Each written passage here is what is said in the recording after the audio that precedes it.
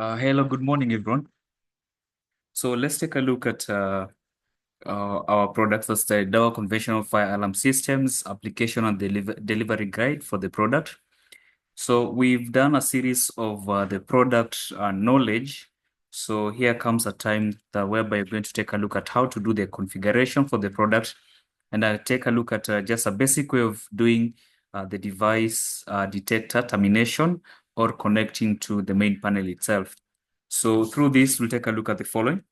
So expected of you to learn or maybe understand the cabling and installation steps of the conventional fire alarm system product. Then again, understand how to troubleshoot the conventional alarm fire panel.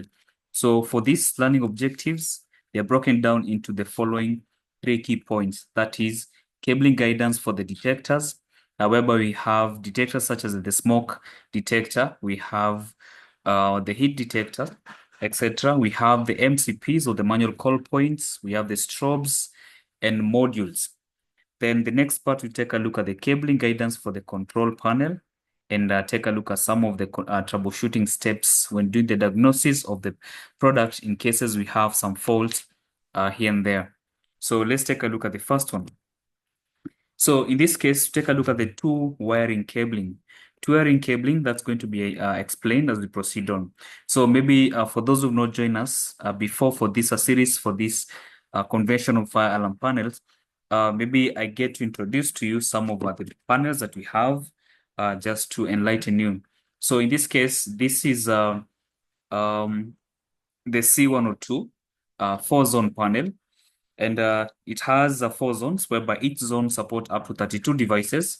Apart from having the 4 zone conventional fire alarm panels, we still have the 6 zones and the 8 zones.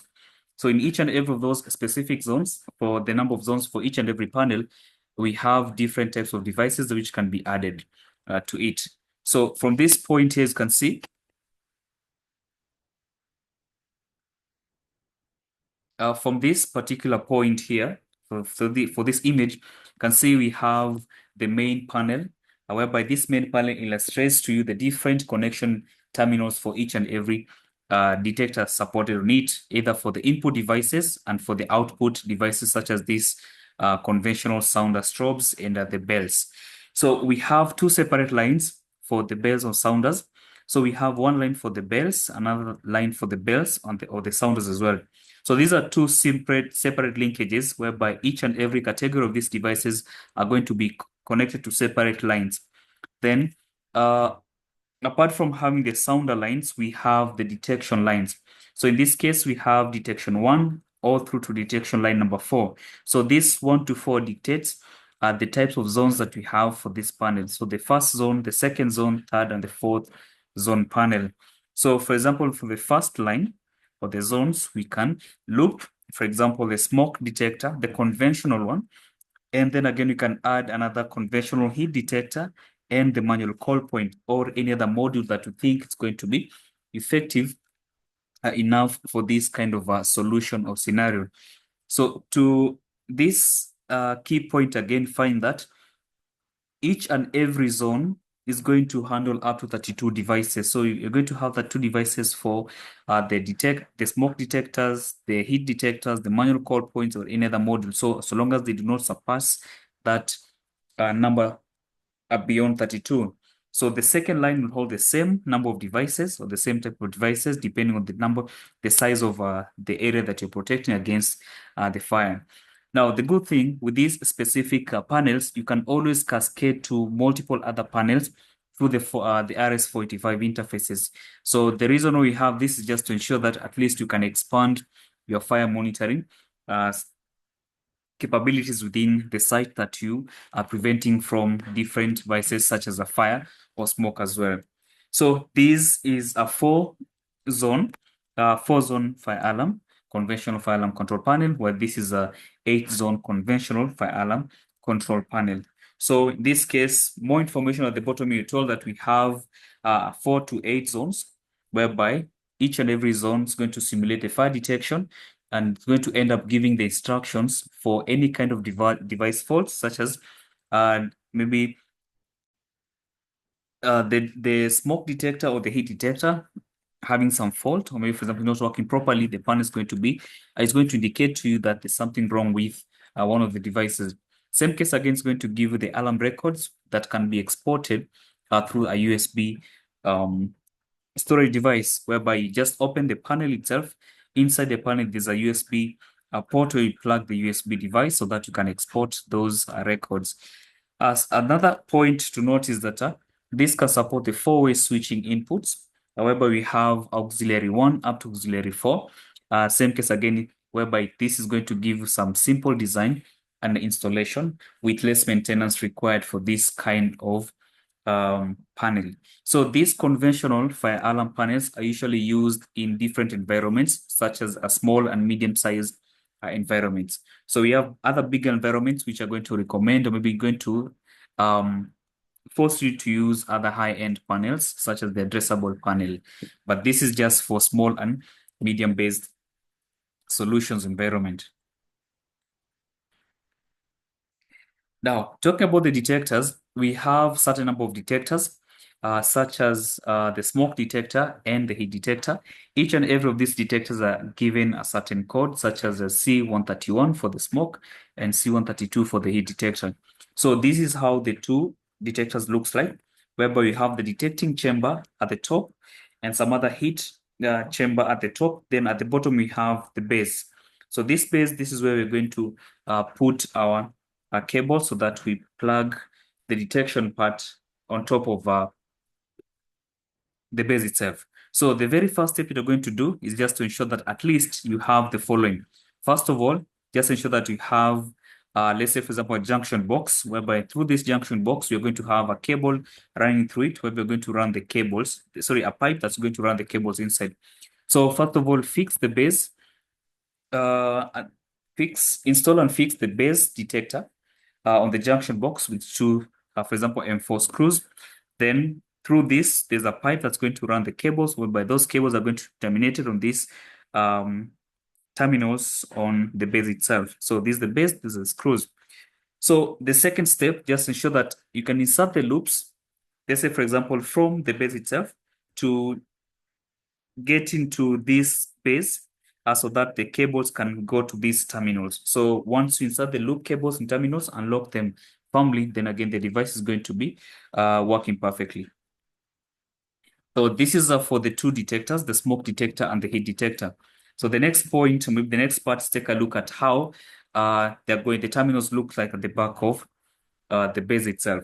So in this case, we are going to assume that already we have installed the bracket.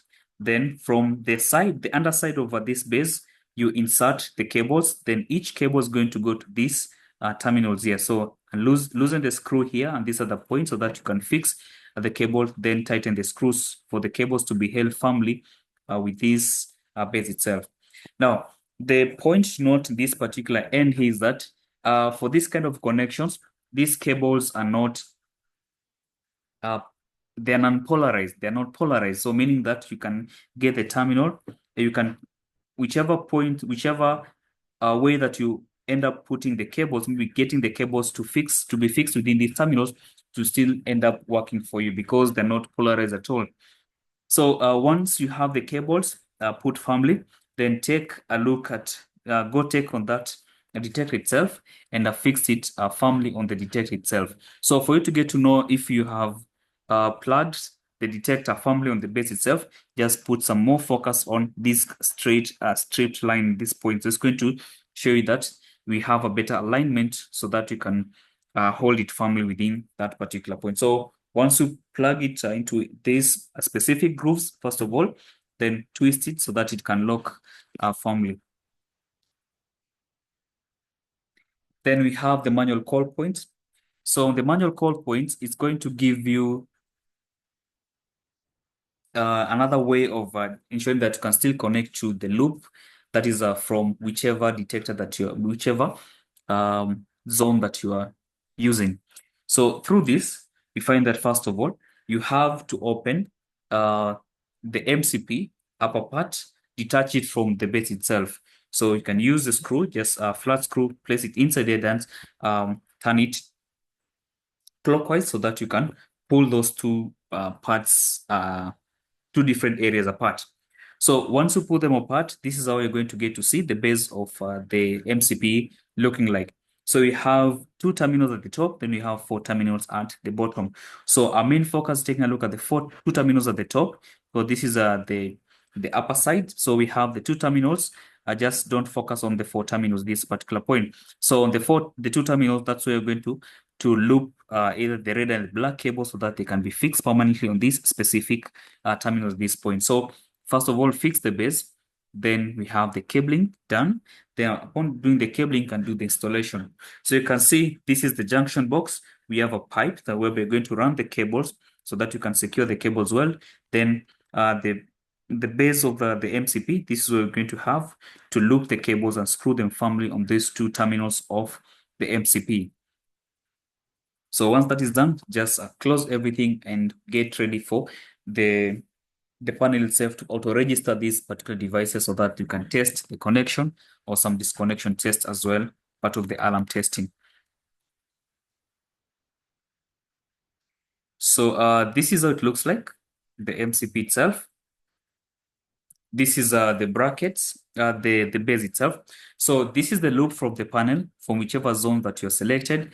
Then assuming this is a red and black cable, so one is going to get to this terminal, the other cable is going to go to this other terminal. So remember that you're not breaking the cables apart, you're just stripping the outer layer of the cable so that you can get that copper interface or maybe the copper wire and plug into this interface and screw it firmly. So we'll put more emphasis on this signal line interfaces from the cable that's running through the panel itself. So though we have some other four interfaces at the bottom, whereby they're used for some other cases. So for our main case, in this case, we're going to focus on these signal terminals that's going to tap the signal from the board to the MCP, so that when the MCP is triggered, the signal goes back to the manual call point, and then again it triggers, for example, the zone to be active and the sounder strobe to be active as well, so that can warn off those persons who are within the premise just for their safety as well. So for this case, again, let's take a look at something different. That's the sounder strobe. So the sounder strobe, same case again, this is an output device. So it gets a signal from the board just to activate the device to warn off the persons that there's an instance of fire that has been detected within the premise so that the people can go and to the assembly point as the fire marshals contain the fire or the instances that triggered the fire alarm panel. So then again, just ensure that you separate the sounder from the base itself so that you can have it fixed alongside the junction boxes where we're going to loop the cables to these terminals. We have two terminals only for the sounder itself. So in this case, once you open this and fixed the base perfectly on the junction box and you run the cable, they've terminated the cable on these two interfaces or maybe two terminals, then you can close the front part of the siren. Then once the front part of the siren has been locked instantly, then you can take a look at the testings from the board itself. So for the control panel, it's going to register this device each and every time you add them to the panel itself. So the next point is take a look at the cabling guidance for the control panel. So already I have highlighted how these devices are going to be connected, but we're going to put more emphasis on the cabling as well. So first of all, we take a look at the control panel. We go through the different interfaces for this control panel, the different areas so that you can get to understand how it simply works. So you can see at the top here, we have different 4 zones. We have zone 1, zone 2, 3, and 4. And then again, we have the fire indicator. We have the communication indicator. We have the general fault indicator. There's a general disable indicator. Then we have the reset button. We have the disconnection test button. We have the alarm test button, the buzzer, the panel buzzer silencer, silence that is. And then again, we have the remote sounder silence. So for this panel buzzer silence, the sound is going to be outputted from this a simple or maybe small speaker from the panel itself. So once you realize there's some certain fault or maybe some certain trigger, you can use this panel size buzzer silence to silence the sound from the panel itself. For this remote sounder silence is basically going to be used to turn off the sounder strobe or some other bells. So some specifications or maybe some properties for this specific panel is that this comes with a 220 volts mains power supply. Same time again, inside we have some backup battery. We have two sets of backup batteries, whereby each battery is going to hold 12 volts. In total, we're going to have up to 24 watts. So the number of zones supported is just 4 zones, like indicated at the top here. Then again, for each and every zone, we are going to have up to 32 detectors as the capacity indicated for each and every zone. Then again, the panel comes with different types of ports, such as the RS-232 ports for debugging and RS-485 for panel cascading too, with a different panel as well. Then the operating temperatures for this device can work based in these different operating temperature zones, whereby then again we have the dimensions. It's a small device, 3 kg in size, that comes with the following dimensions, such as 310 millimeters by 73 by 227. So that's the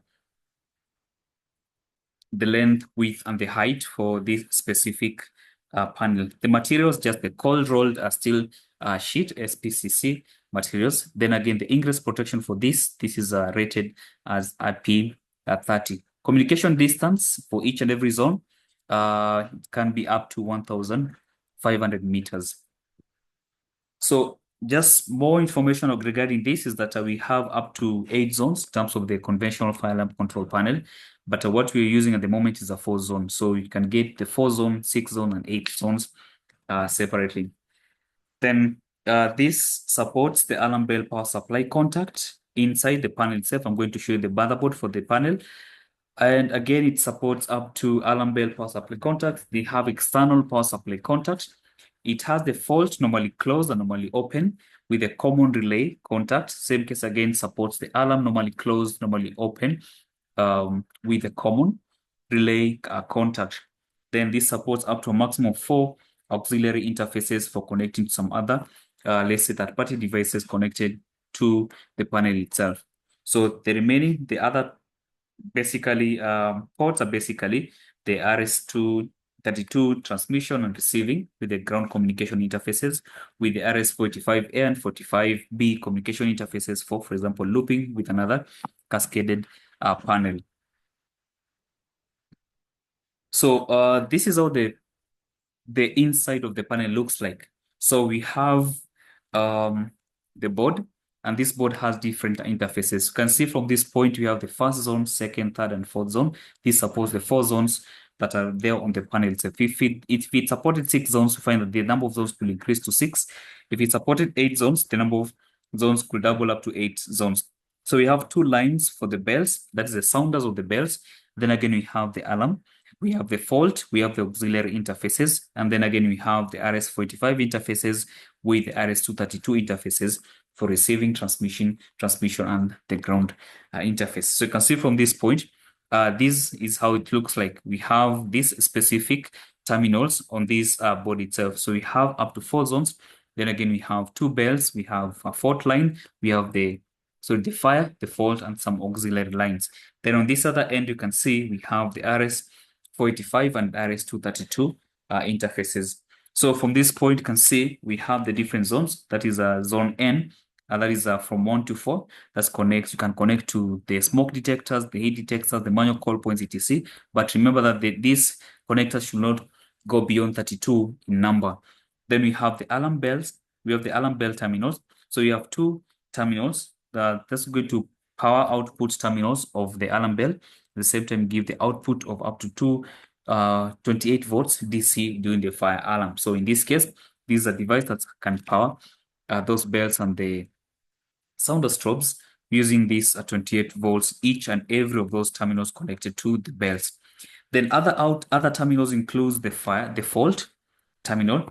So in this case, for these fault terminals, when the fire alarm conventional panel receive any kind of fault information, usually it's going to switch from the normally open to the normally closed switching.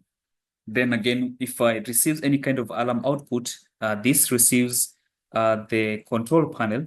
It's going to receive the alarm information, and then again, it's going to switch from the normally open terminal, which is going to go ahead and become the normally closed terminal, just for the purpose of just ensuring that at least you can let the doors can be open and, let's say, for example, let the people out of the premise. So the other remaining includes the auxiliary interfaces, whereby they're basically going to be used to receive any kind of passive switching from other devices in the system. So these other devices in the system could be these third-party products or the private products for that one. So we have this already explained, so I'm going to skip this out to go to the next part.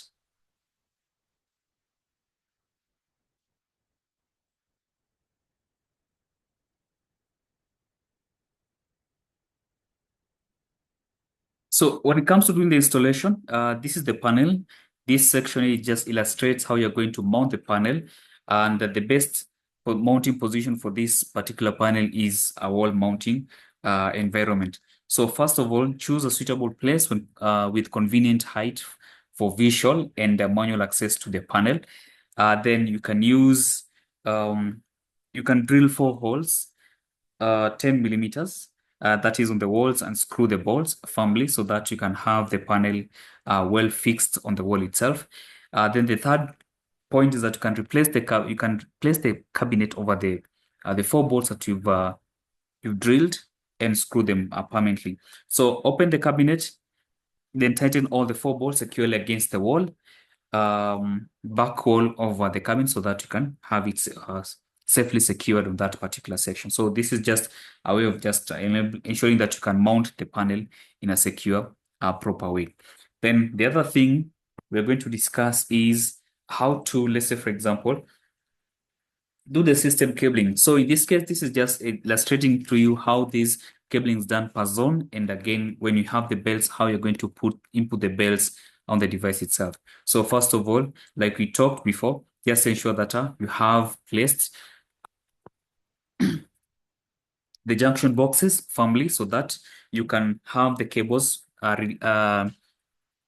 rallied through the pipe so that can get into the base contacts, so that this time is for the base. Then again, you can put the contact or the detector on top of the base so that you can access or maybe accept any kind of events that are going to be used to trigger the alarms. So in this case, you can see this is the first zone where we have the red, black, or for example, the red and yellow cabling. So this is just what you call the two-way cabling. So we have one pair of the cables that's going to run to one end of the terminal. The other one's going to run to the other end of the terminal of the base, so that you can put the detector within the base itself.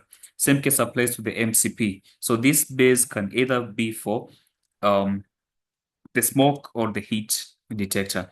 Then we have the base for the MCP.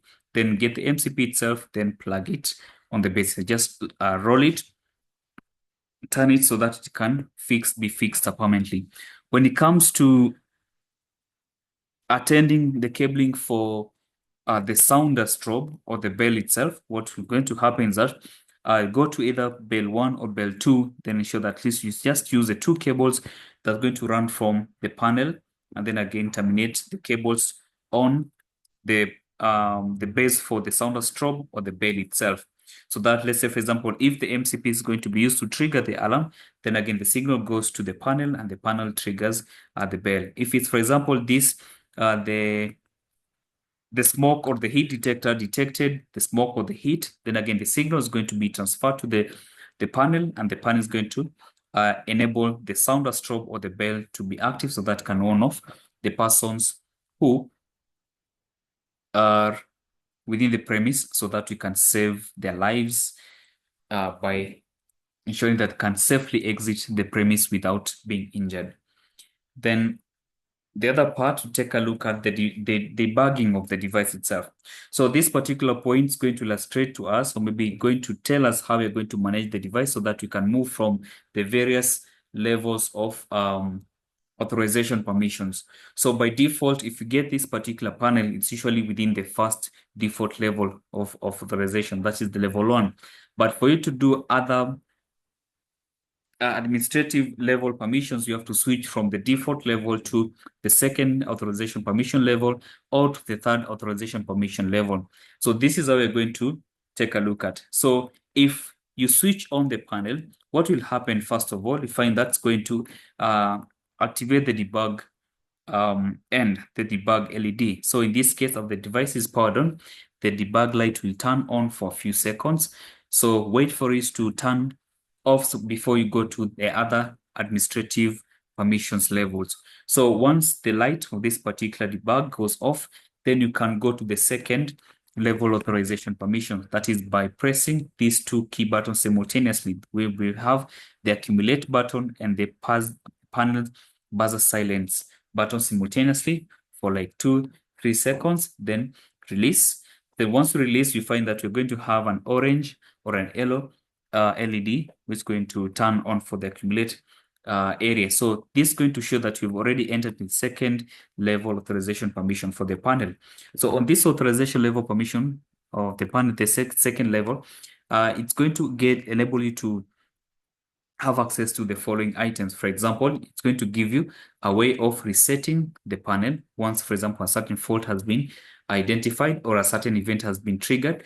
Then the other thing, you can do some other tests, such as, for example, disconnection test function, the alarm test function, or for example, going to enable you to silence the panel buzzer, or again, it's going to enable you to silence the remote sounder silence buzzers. So in this case, that cannot be done through the second level authorization permission. Then for you to get the third level authorization permission, you use the following keys. That is the administration control, the bit controls simultaneous with the panel buzzer silence. So you press this for example 1 or 2 seconds, then release. You find that now the LED light switches from the accumulate to go to the admin control area. So through this means that you've now gone to the level 3 authorization permissions area, so that you can do some other high level administration functions for the panel from the panel. That is, for example, getting to debug the entire device, or again, ensure that at least you can be in a position to update the device firmware version for the panel. So once you can press and hold the admin control, and the debug light is going to light up. So once you long press, then release, then the debug light is basically going to start lighting up, just to ensure that you can do some debugging. So once, for example, the debug light goes off, implies that the device or the panel goes back to its standby mode, waiting for any kind of occurrences for either smoke, fire, the smoke, the heat, or the manual call point activity, so that you can ring the bells or the sounders. So the second area that we're going to take a look at is the device registration or the test functions. So this case, once you have cabled all your items, once you have cabled all the detectors into place, so the next thing is basically test whether the device works properly. So first thing we're going to take a look at is to do the alarm test function. So this alarm test function is done just to ascertain that the detectors are working on properly. In the event, let's say, for example, they're not working properly, the smoke detector cannot communicate with the panel, or the heat detector is not going to communicate with the panel, or again, the MCP is not going to communicate with the panel. So it's good to ensure that we test the alarm before, let's say, for example, handing over the project to the client. So in this case, for you to do the testing, ensure that you're within the second level authorization permission. That is the accumulate and the buzzer, the panel buzzer silence. So once you press these two simultaneous, you're going to get to the second authorization permission level. So once you're within this level, you press the alarm test and the zone disable button simultaneous. Then we find that now each and every zone that you have the detectors, it's going to be triggered. So then again, you're going to see the alarm, the fire alarm light on. You're going to get, for example, the device that have triggered the alarm. So in this case, it's good of you, first of all, to test the alarm before deploying to, before handing over the devices to the client. Then we have another way of testing the function. First of all, you can go ahead and test the disconnect test function for the panel. So the disconnection test function for the panel signifies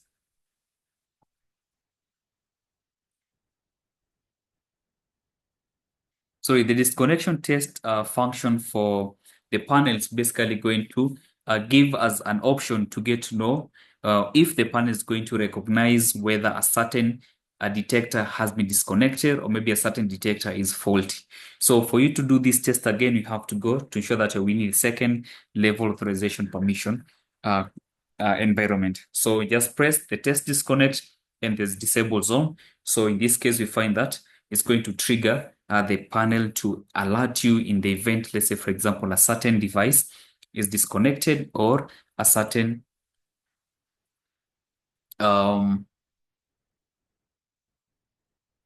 device is faulty as well. So that in the event, let's say, for example, we've already deployed the system and again handed over the system to the client.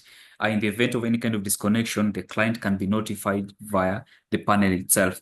Now, remember that through the testing of either the alarm test or the disconnection test, and the event through the testing, let's say one of the detectors detects any kind of event such as the heat detection or the smoke detection, or the manual call point has been used by the user. So the panel itself moves from it's going to move from the testing environment to the live environment. So it's going to switch automatically so that it can respond to those specific events that have been noted by the users.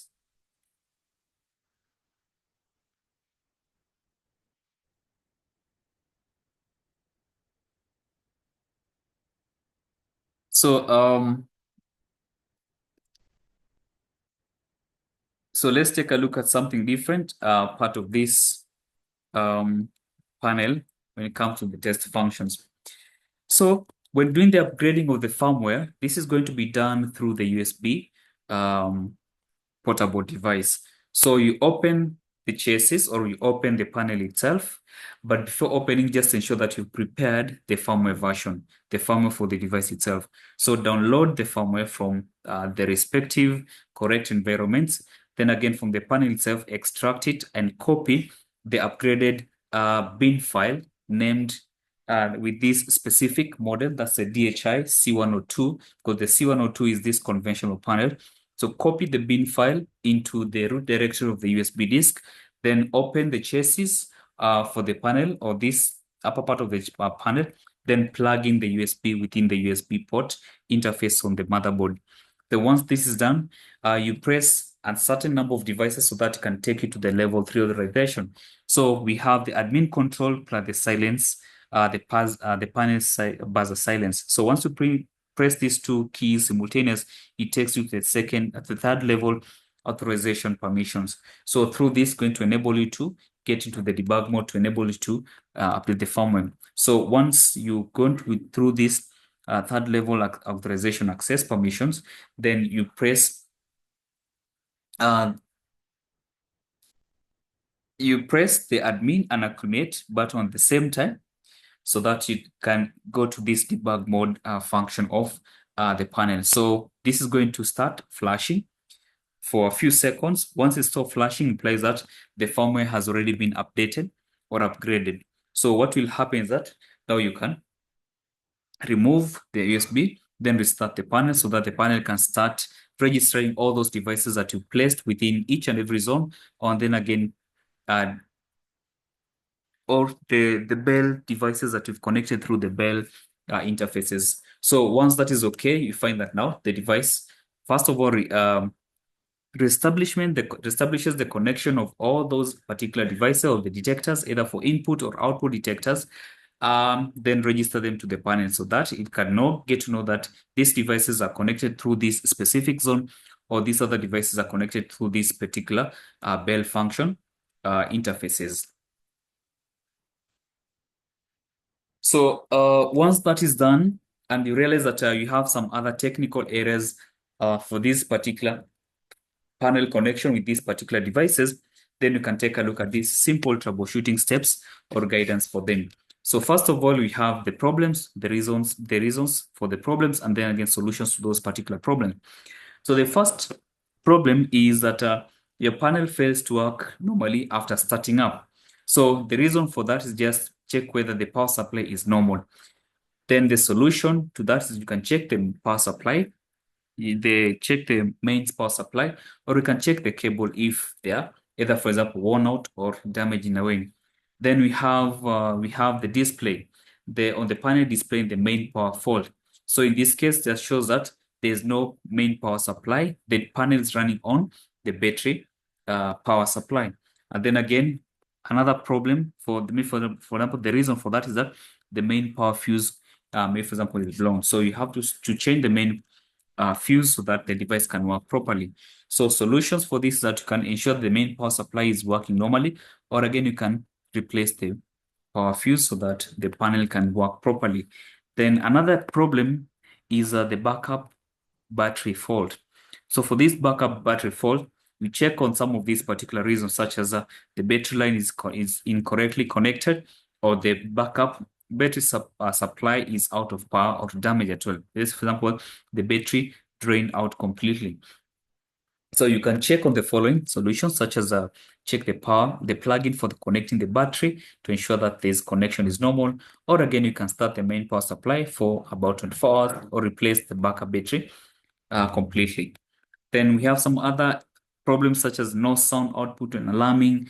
In this case, you can check on the buzzer or the speaker if it's damaged. Or you can check on, for example, we have some reasons such as poor connection of the buzzer terminals. Solutions are given at this particular section. Just replace the buzzer sound or speaker, or you can reconnect the terminals of the buzzer or the speaker itself. Then we have unable to register external devices normally. So these external devices are basically going to be connected through the auxiliary interfaces. So ensure that existing cable failure. So some of the reasons for this unable to register is that there could be an existing cable failure in existing external devices. So then again, a solution for this, you can check the cabling. You can check on the cable to make sure there's no short circuit or no ground faults. The fifth error or problem, we have the fault indicator of the zone is constantly on. So when the fault indicator of the zone is constantly on, reasons could be as follows. Device has been disconnected, device could have been damaged, or then again, there's a poor contact between the devices and the base. So in this case, just ensure that there's a better contact of the cable with the base, and then again, the base, the screw on the base is firmly screwed to hold the cable properly. Or you can find that there's an issue with the bus, maybe the bus has short-circuited. So on these particular problems, you can check on these specific solutions for them. So if the device is disconnected, just ensure that there's a better connection for the device. If the device is jammed, you can replace the device itself. If there's a poor contact between the device and the base, just reinstall the cable and ensure that there's a proper contact upon the installation. Then if the bus short circuits, check the circuit, and then again ensure that there's after the short circuit fault is addressed, then find that the fire alarm control panel will reset after 1 minute so that you can start doing registration of the devices to avoid chances of having the fault indicator always on. Then the major problem in this particular case you're doing the troubleshooting is a system fault that is constantly on. In this case, the reason for this is just having the hardware damage for the entire panel. So in this case, what you do, you contact the RMA for the RMA to take a look at the issues and resolve the issues effectively for you to keep on monitoring the environment for cases for fire, smoke evidences, or maybe, for example, events. So with this, we'll close this short presentation for the conventional fire alarm panel. So the next training we're going to have is we're going to have a training for introduction for this addressable fire alarm panel, wiring, and guidance. So through that, In case there's a question, just have the question included in the chat area. I'm going to respond to it accordingly.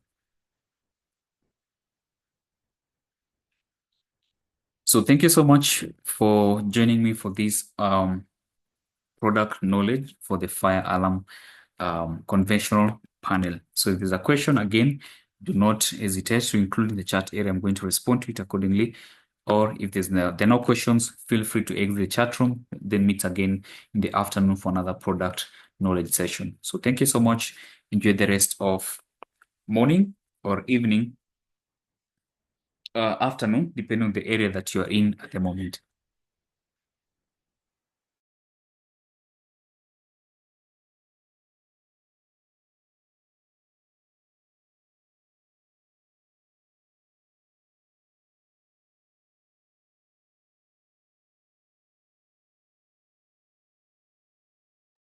Yes, Augustine, you're much welcomed. Yes, we have certifications for the fire alarm systems.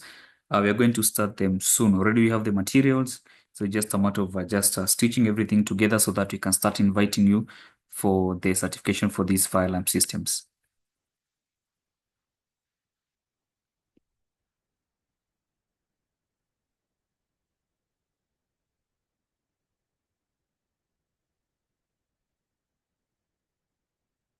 Any other question before we close the meeting, we end the session?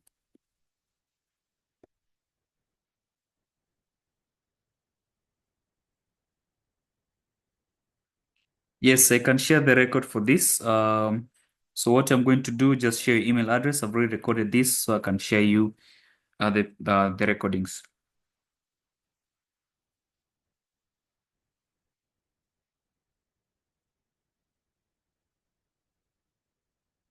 Okay then.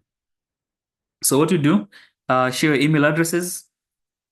Then again, I'm going to have the training shared across your platforms.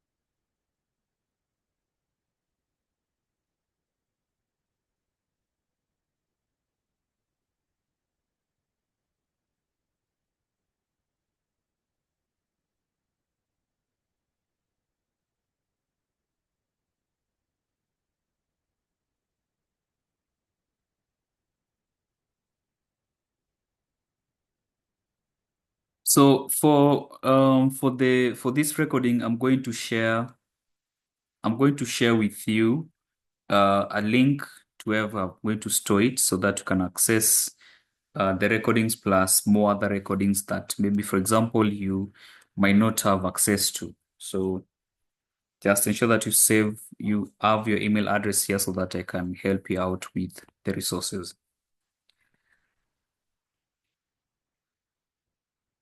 So with that, we meet again in the afternoon for another product knowledge session. So thank you so much. Enjoy the rest of the day.